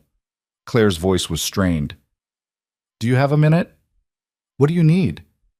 I wanted to ask about Emma, about maybe having her for a weekend, a full weekend, not just a few hours. Daniel's jaw tightened. We've been over this. I know, but I've been consistent, haven't I? I've shown up for every visit we've scheduled. I haven't missed one. That was true. Over the past 2 months, Claire had seen Emma 6 times, supervised visits at parks or restaurants, never more than a few hours. And to her credit, she'd been punctual and present every single time. Emma's still adjusting, Daniel said carefully. To a lot of things. I don't think throwing a weekend visit into the mix is a good idea right now. She's adjusting to your girlfriend moving in, you mean? Daniel felt his back go up. That's not your concern. It is if it affects my daughter. She's been my daughter for 4 years, Claire. Where were you? That's not fair, isn't it? Daniel's voice was sharp now. You left. You chose to leave. You don't get to show up now and act like you have equal say in her life. I'm trying, Claire said, and her voice cracked. I made mistakes, Daniel. I know that. But I'm trying to fix them. Doesn't that count for something? Daniel closed his eyes and counted to 10. It counts. But trying doesn't mean I'm just going to hand Emma over for a weekend. She barely knows you. Then let me change that, please. I'm asking for 1 weekend. I'll do whatever you want. You can call every night. I'll send you pictures. You can have someone check in on us. Why? Daniel interrupted. Why now? What changed? There was a long pause. When Claire spoke again, her voice was quieter. I'm getting help, therapy. I've been going for 3 months now, trying to figure out why I ran, why I couldn't handle being a mother. And I'm starting to understand some things about myself, about what I lost when I left. Daniel didn't know what to say to that. Part of him wanted to tell her it was too little too late. Another part, a smaller, quieter part, wondered if people deserved second chances. I need to think about it, he said finally. Okay, that's... okay. Thank you for considering it. I'm not promising anything. I know. Daniel hung up and stood there for a moment, staring at his phone. When he came back out to the living room, Lily took one look at his face and knew something was wrong. Emma, sweetie, can you wash your hands for dinner? She said. Emma ran off to the bathroom, and Lily turned to Daniel. What happened? Claire wants a weekend visit. Oh. I told her I'd think about it. Lily studied his face. What do you want to do? I want to say no. I want to tell her she doesn't get to ask for more when she's barely earned what she has. But maybe she deserves a chance to try. I don't know. Daniel ran his hands through his hair, frustrated. What would you do? It's not my call, Lily said gently. I'm asking anyway. Lily was quiet for a moment, choosing her words carefully. I think you should talk to Emma, not about the specifics, but about how she feels about her mom. See if she even wants more time with Claire before you make any decisions. She's 4. How is she supposed to know what she wants? Kids know more than we give them credit for, Lily said. And Emma's smart. She'll tell you if this is too much. Daniel looked toward the bathroom, where he could hear Emma singing to herself while she washed her hands. When did parenting get this complicated? I'm pretty sure it's always been complicated, Lily said. You're just noticing now. That weekend, Daniel took Emma to the park. Just the two of them, like old times.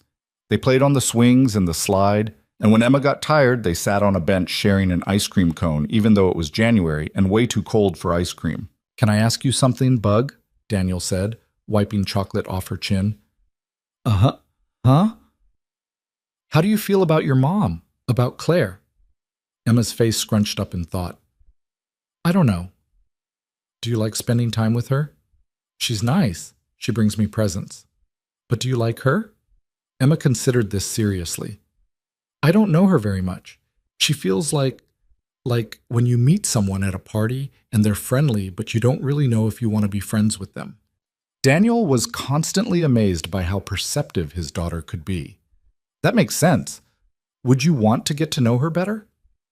Maybe. I don't know. Emma looked up at him with serious eyes. Do you want me to? This isn't about what I want. It's about what's good for you. But what if I don't know what's good for me? Then we figure it out together, Daniel said, echoing Lily's words from earlier. But Emma, if you ever feel uncomfortable or scared or like you don't want to see her anymore, you tell me, okay? I need you to promise me that. I promise. Good. Daniel pulled her close, and Emma snuggled into his side, still working on the ice cream.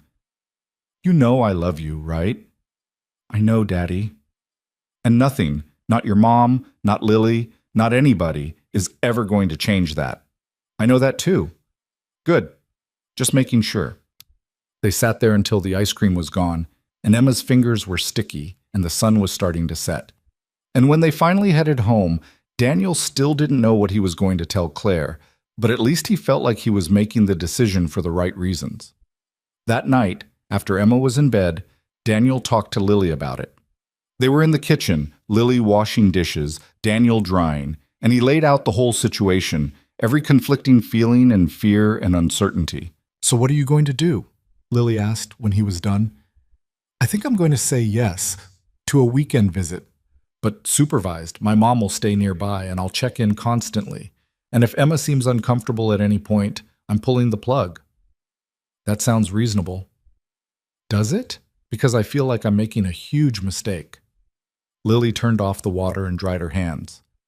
You're giving Emma a chance to know her mother. That's not a mistake. It's compassionate. Or stupid. It's not stupid. Lily took his face in her hands, forcing him to look at her. You're doing this because you love Emma and you want what's best for her. That's the opposite of stupid. What if Claire hurts her? Then you'll be there to help her through it. That's what parents do. Daniel pulled Lily close, resting his forehead against hers. I don't know what I'd do without you. Good thing you don't have to find out. Daniel called Claire the next day and told her she could have Emma for a weekend at the end of the month. Claire cried and thanked him about a dozen times, and Daniel tried very hard not to regret his decision immediately. The weeks leading up to the visit were tense. Daniel second-guessed himself constantly, ran through worst-case scenarios in his head, and probably drove Lily crazy with his anxiety. But she was patient with him, talked him down from panic attacks, and reminded him that he was making the right choice. When the weekend finally arrived, Daniel dropped Emma off at Claire's apartment, a small but tidy place in a complex across town, with enough instructions and warnings that Claire finally had to gently tell him to leave. She's going to be fine, Claire said. I promise I'll take care of her. You call me if anything happens. Anything. I will. And send pictures. Every few hours. Daniel, I mean it. Claire smiled, but it was understanding rather than annoyed. I know you do.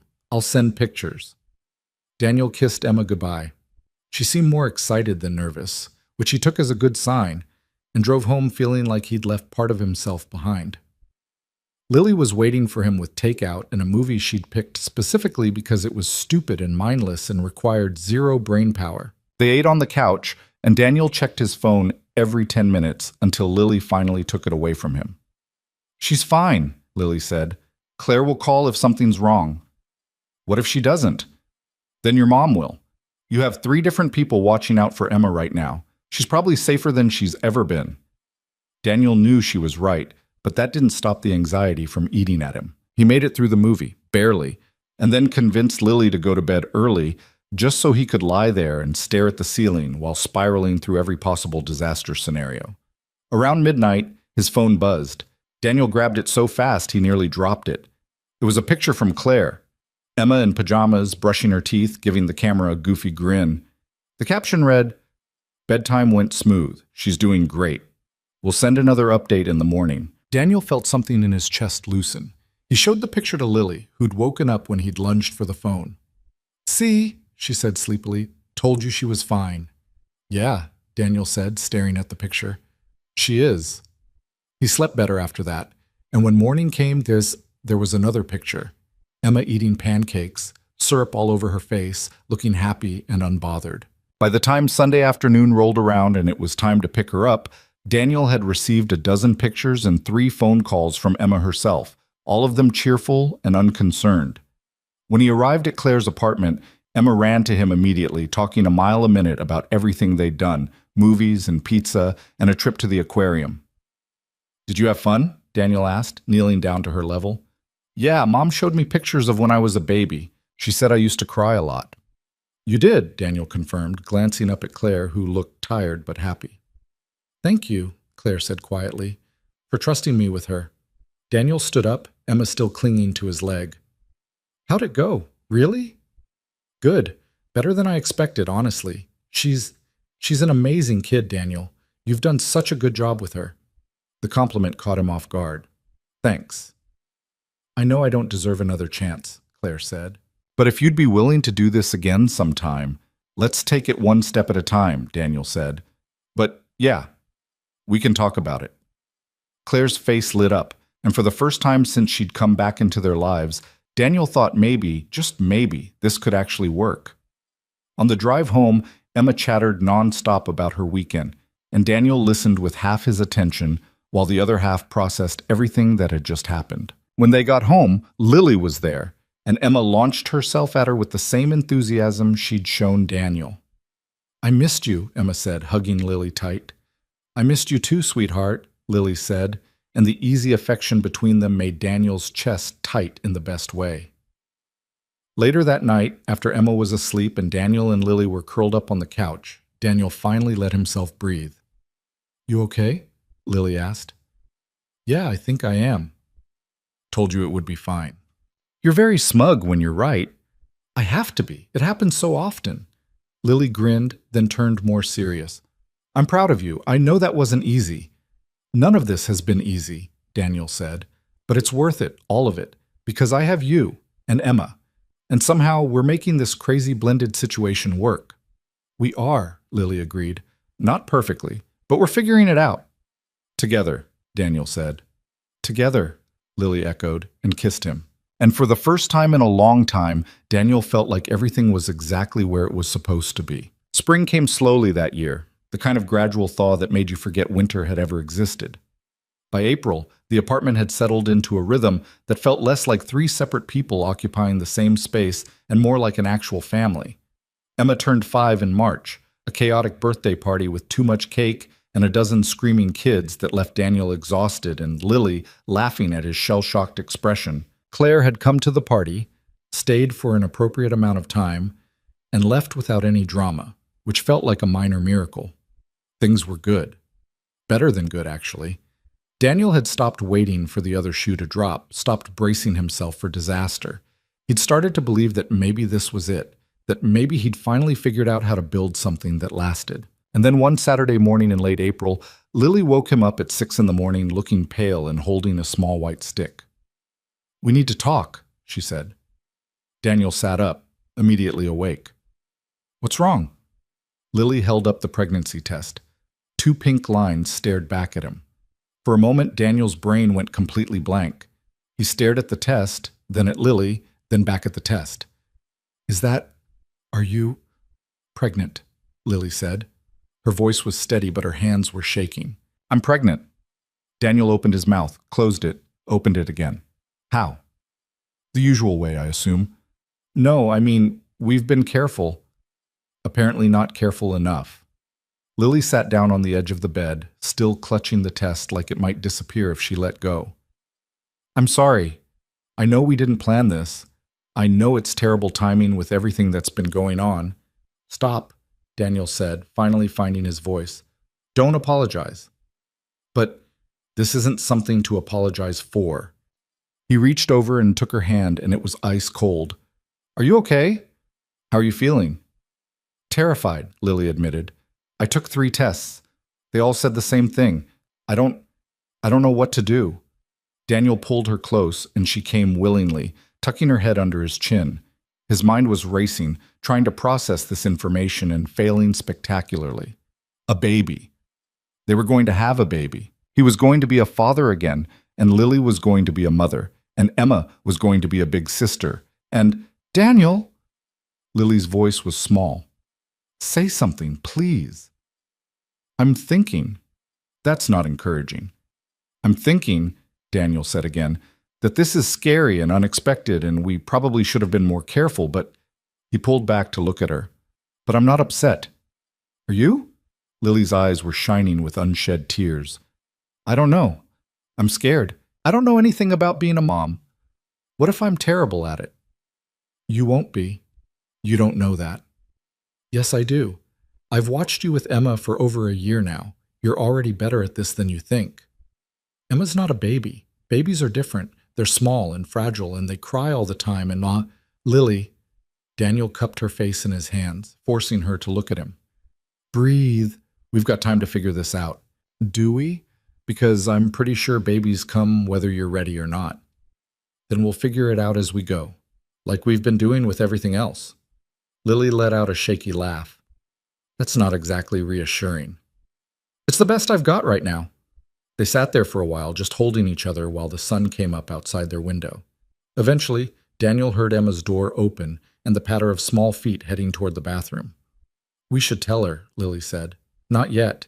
Let's give ourselves a day to process this first. Make sure we're on the same page. Are we? On the same page? Daniel thought about it, really thought about it. A baby meant everything would change again. They'd just gotten used to this version of their family, and now they were going to add another person to the mix. It would be chaos and sleepless nights and diapers and all the things he'd barely survived the first time around. But it would also be Lily's child. Their child. A person they'd made together. And when he thought about it like that, the fear didn't go away entirely, but it felt manageable. Yeah, he said. I think we are. They told Emma a week later, after Lily had been to the doctor and confirmed everything was progressing normally. Emma took the news with the kind of pragmatic curiosity only a 5-year-old could manage. So there's a baby in Lily's tummy? She asked, poking Lily's still flat stomach. Yep, Lily said. How did it get in there? Daniel choked on his coffee. Lily shot him an amused look before turning back to Emma. That's a conversation for when you're older, she said diplomatically. But I want to know now. Too bad. You'll have to wait. Emma seemed to accept this. Is it a boy or a girl? We don't know yet. We won't know for a few more months. I hope it's a girl. Boys are loud. Girls can be loud too, Daniel pointed out. Not like boys. Emma said this with the confidence of someone who'd clearly given the matter considerable thought. Can I help pick the name? Maybe, Lily said, if you promise not to suggest something weird. I won't. I'll pick a good name, like Princess Rainbow Sparkle Haze. Daniel and Lily looked at each other. We're definitely not letting you pick the name, Daniel said. Emma pouted but didn't argue. She went back to her coloring book, apparently satisfied with the conversation, and Daniel marveled at how easily she'd adapted to the news. Kids were resilient like that, able to accept change without all the baggage adults carried around. The pregnancy progressed. Lily had morning sickness that lasted all day for the first trimester, and Daniel did his best to help, making ginger tea, keeping crackers on the nightstand, taking over Emma duty when Lily was too nauseous to function. She was exhausted and cranky and beautiful, and Daniel fell in love with her all over again, watching her body change to make room for their child. They told Marcus at work, and he was surprisingly supportive, even offering to adjust Lily's workload as she got further along. They told Daniel's mom, who cried happy tears and immediately started buying baby clothes. They told Claire during one of Emma's visits, and she congratulated them with what seemed like genuine warmth, which felt like progress. By June, Lily was showing enough that strangers had started offering her seats on the subway and asking when she was due. By July, they'd started setting up the nursery in what had been Daniel's office, painting the walls a soft yellow, and assembling furniture that came with instructions neither of them could understand. Emma helped by offering unsolicited advice and getting in the way, and despite the chaos, Daniel couldn't remember being happier. And then, on a humid August evening when Lily was 7 months pregnant and moving like a ship trying to navigate rough waters, Daniel came home from work to find her sitting on the couch crying. "What's wrong?" he asked, immediately dropping his bag and kneeling in front of her. "Is it the baby? Are you okay?" "I'm fine," Lily said, wiping her eyes. "The baby's fine. Everything's fine." "Then why are you crying?" "Because I'm scared," she said, and her voice broke. "I'm so scared, Daniel. What if I can't do this? What if I'm a terrible mother? What if the baby hates me?" "The baby's not going to hate you. You don't know that. Babies are perceptive. What if it can tell I have no idea what I'm doing?" Daniel sat next to her and pulled her close as much as her belly would allow. "Lily, I had no idea what I was doing with Emma. I still don't most days." Parenting isn't about knowing everything. It's about showing up and trying your best and loving them even when they're driving you insane. What if my best isn't good enough? It will be. I promise. You can't promise that. I can, and I am. Daniel took her face in his hands, making her look at him. "You are going to be an amazing mother. I've seen you with Emma. I've watched you be patient and kind and present, even when you were exhausted. You already know how to do this. You just don't believe it yet." Lily's tears came faster now. "I love you. I love you too. I mean it. I don't know what I'd do without you." "Good thing you don't have to find out," Daniel said, echoing her words from months ago. They sat there until Emma came home from her playdate with Daniel's mom, and then they ordered pizza and watched a movie and pretended like everything was normal. But that night, after Emma was asleep and Lily had finally dozed off, Daniel lay awake thinking about how fragile all of this was, how easily it could fall apart if he wasn't careful, how much he had to lose. The thought terrified him. In September, 2 weeks before Lily's due date, Daniel got called into Marcus's office. He'd been working on a major project for months, a complete overhaul of the company's risk assessment system, and he knew the presentation to the board was coming up. What he didn't know was that Marcus was about to offer him a promotion. "Director of Analytics," Marcus said, sliding the official offer letter across his desk. "Significant pay increase, your own team, the works." Daniel stared at the paper. "Are you serious?" "Dead serious. You've earned it. Your work this year has been exceptional." Thank you. This is..." Daniel didn't know what to say. A year ago, he would have jumped at this opportunity without hesitation. But now, with Lily about to give birth and Emma needing him, and a whole life outside of work that actually mattered, he hesitated. "What's wrong?" Marcus asked. "Nothing, Can I think about it?" Marcus raised an eyebrow. "You want to think about a promotion?" "The timing's complicated. Lily's due in 2 weeks. I don't know if I can take on more responsibility right now." "The position doesn't start until January. You'd have 3 months of paternity leave to figure things out." "Still," Marcus leaned back in his chair, studying Daniel. "You've changed." "What do you mean?" "A year ago, you would have said yes immediately. Now you're hesitating because of your family. That's growth. Or stupidity." "It's not stupidity. It's priorities." Marcus smiled. "Take the weekend. Think about it. Talk to Lily." But Daniel, this opportunity might not come around again. Daniel took the offer letter home and showed it to Lily that night. She read it twice, then looked up at him with an expression he couldn't quite read. "This is amazing," she said. "Yeah. You don't sound excited." "I don't know if I can do it. The hours, the responsibility, everything that comes with a position like this." "Daniel," Lily set the letter down. "Do you want this job?" He thought about it. "Yeah, I do." "Then take it." "But what about, we'll figure it out, like we always do." Lily took his hand. "You've been putting your career on hold for years because of Emma, because you were a single parent and you had to. But you're not alone anymore. You have me. We're a team. And if this is something you want, I'm not going to let you pass it up out of fear. What if I can't balance it all?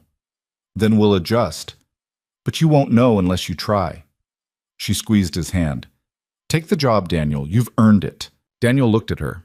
7 months pregnant, exhausted from growing a human, still somehow finding the energy to support his dreams, and felt his chest tighten with so much love he didn't know what to do with it all. Okay, he said. I'll take it. Good, Lily smiled. Now, can you get me some ice cream?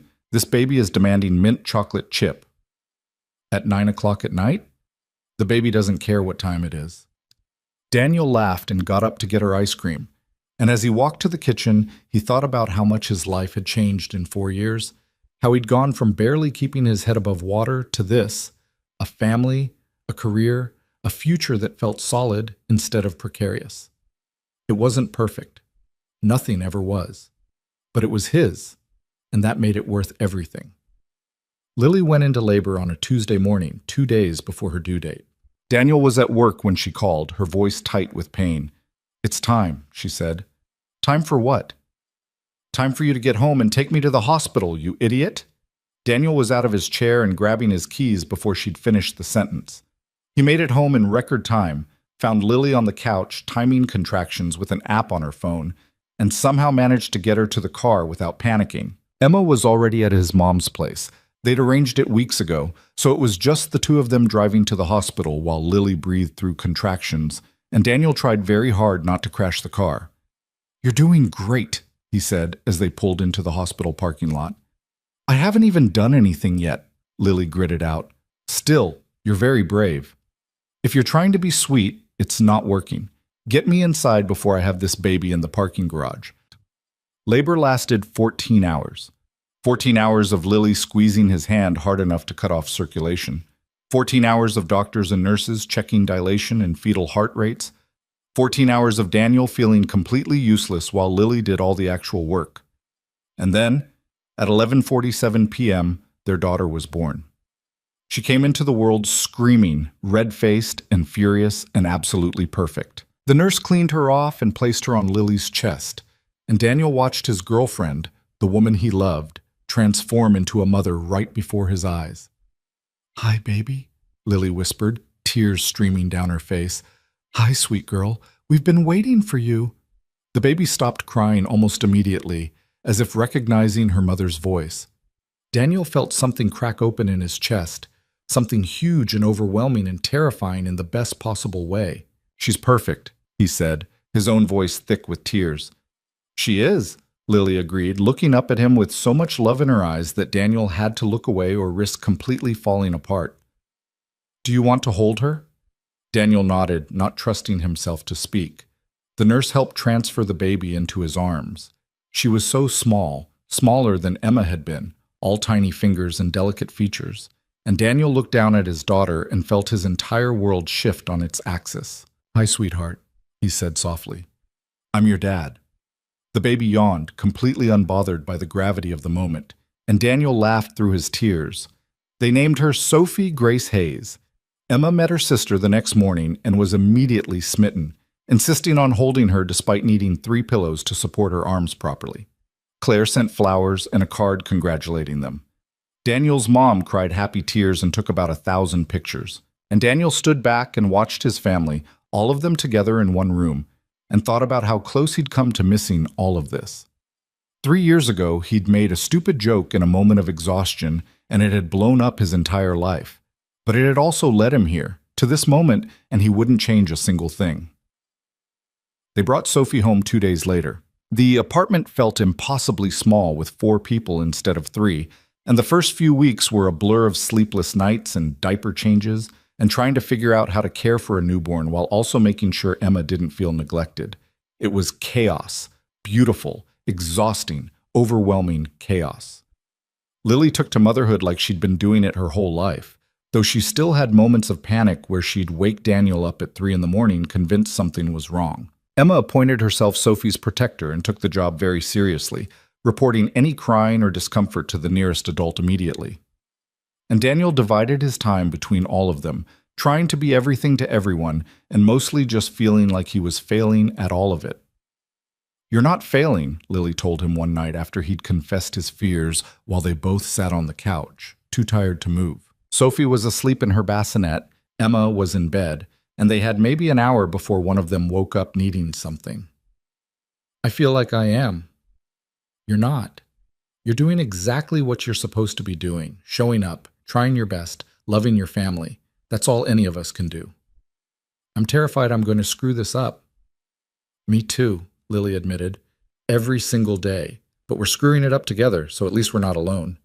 Daniel laughed despite himself. "That's weirdly comforting." "I'm full of weird comfort." He pulled her close, and they sat there in the quiet darkness of their living room, listening to Sophie's tiny snores and the distant sound of traffic outside. And Daniel thought about how this was it. This was the life he'd built. Messy and imperfect and held together with duct tape and hope, but real. Solid. His. In November, Daniel started his new position. The hours were long and the responsibility was enormous, but he learned how to set boundaries, how to say no, how to leave work at work so he could be present when he was home. It wasn't perfect. He still slipped sometimes, still got caught up in projects and forgot to text, but he was trying. And Lily saw that. They fell into a new rhythm. Lily went back to work part-time in January, and they hired a nanny to help with Sophie during the day. Emma started kindergarten and came home every day with stories about her friends and the things she was learning. Claire continued her visits with Emma, and while it was never completely comfortable, it was civil and consistent, which felt like enough. And slowly, gradually, the chaos settled into something that felt almost normal. One Saturday morning in March, almost exactly a year after Emma's 5th birthday, Daniel woke up to find Lily already awake, sitting in bed with Sophie asleep on her chest. "You're up early," he said, his voice rough with sleep. "Sophie had a rough night. I've been up since 5. "You should have woken me." "You were exhausted. I handled it." Lily looked down at their daughter, her expression soft. "Besides, I don't mind the quiet time with her. It's nice." Daniel propped himself up on one elbow, watching them. "Can I ask you something?" "Sure." "Are you happy? Like, really happy? Because I know this isn't what you signed up for when we started dating. You were supposed to get a boyfriend, not instant motherhood times 2. Lily was quiet for a moment, and Daniel's chest tightened with worry that maybe she was going to say no, that this had all been too much, that she'd realized she'd made a mistake. But then she smiled. "I'm happier than I've ever been," she said simply. "Yeah, it's hard. And chaotic. And some days I don't know if I'm doing anything right. But I wake up every morning next to you, and I get to watch Emma grow into this incredible little person, and I get to hold Sophie and know that she's ours. How could I not be happy?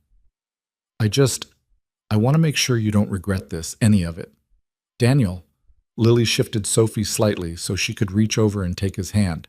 "I spent 3 years in love with you, watching you be this amazing father, wishing I could be part of your life in a real way, and now I am.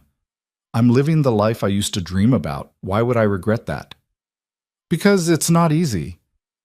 "The best things never are." She squeezed his hand. "Stop waiting for me to realize I made a mistake. I didn't. I chose this. I chose you. And I'd choose it all again, in a heartbeat." Daniel felt tears prick his eyes. "I love you." "I love you too." "No, I mean..." He struggled to find the words. "I love you so much it scares me sometimes. Because I know how close I came to losing you. How close I came to being too afraid to take the risk. And I look at our life now, and I think about what it would be like if I'd let fear win. And..." His voice cracked. "I'm just really grateful I didn't." "Me too," Lily said softly. They sat there in this early morning light, holding hands across the bed with their daughter sleeping between them. And Daniel thought about how 3 years ago he'd made a joke that wasn't really a joke. How Lily had called him on it, had laid her heart out, and forced him to confront the truth he'd been running from. How terrifying it had been to admit he loved her. How worth it that terror had turned out to be. Later that afternoon, after Emma had woken up and they'd all had breakfast together, Daniel found Lily in the nursery changing Sophie's diaper. "Hey," he said from the doorway. "Hey, yourself. I've been thinking." That's usually dangerous. Daniel smiled. Remember that stupid joke I made 3 years ago in the conference room? Lily glanced up, confused. Which joke? About you marrying me and saving me from my mess. Understanding dawned in Lily's eyes. Yeah, I remember. It wasn't really a joke. I know. No, I mean, Daniel took a breath.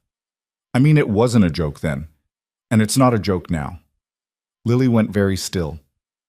What are you saying? Daniel crossed the room and knelt down next to her, taking her hand. He didn't have a ring, hadn't planned this moment, hadn't thought it through, but suddenly it felt like the only thing that mattered. I'm saying marry me, he said, for real this time. Not because I need saving, but because I can't imagine my life without you. Because you're the best thing that ever happened to me. Because I want to spend the rest of my life figuring things out together. Lily's eyes filled with tears. Daniel, you don't have to answer now. I know I'm springing this on you, and I don't even have a ring. And yes, Lily interrupted. What? Yes, I'll marry you, you idiot. She was crying and laughing at the same time. I've been waiting 3 years for you to ask. Did you really think I was going to say no? Daniel felt relief wash over him so powerfully his knees went weak. I wasn't sure. I'm sure. Lily pulled him up and kissed him, Sophie still balanced on her hip between them. I'm so sure. They got married 4 months later in Daniel's mom's backyard. It was small and simple, just family and a few close friends, Emma as the flower girl and Sophie as the world's youngest and least helpful ring bearer. Claire came and sat in the back, and while it was a little awkward, it also felt right, like closing a circle that had been left open too long. Daniel stood at the makeshift altar they'd set up under an oak tree and watched Lily walk toward him in a simple white dress, and he thought about how far they'd come, how many obstacles they'd overcome, how many times they'd almost given up but chose to keep trying instead.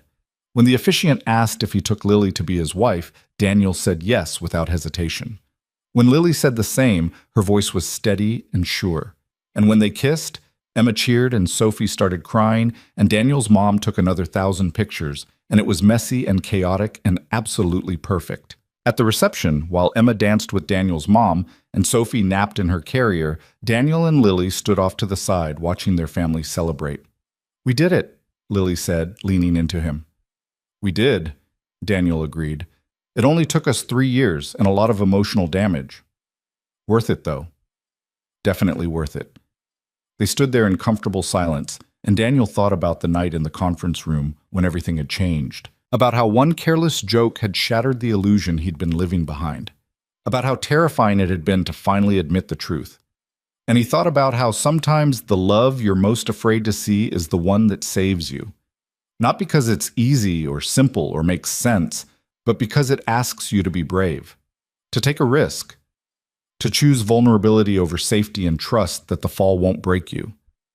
Daniel had taken that risk, had chosen to be vulnerable, to let Lily in, to build something real instead of hiding behind fear.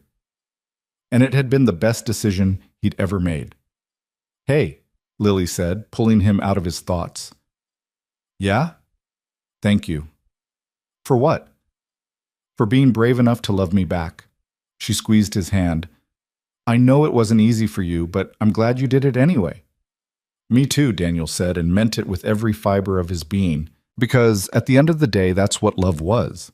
A choice to show up even when it was scary, to trust even when it was hard, to believe that the person standing next to you was worth the risk. And Lily was. She always had been. Daniel had just been too afraid to see it until she'd forced him to look. But he saw it now. Saw her clearly for exactly who she was, flawed and human and trying her best, just like him. And together, they'd built something imperfect and messy and real. A family, a home, a life worth living. And as Daniel stood there watching his wife smile at their daughters, he realized that maybe the point wasn't to get everything right. Maybe the point was just to keep showing up, keep trying, keep choosing love, even when it would be easier to walk away. Maybe that was enough. It certainly felt like enough to him.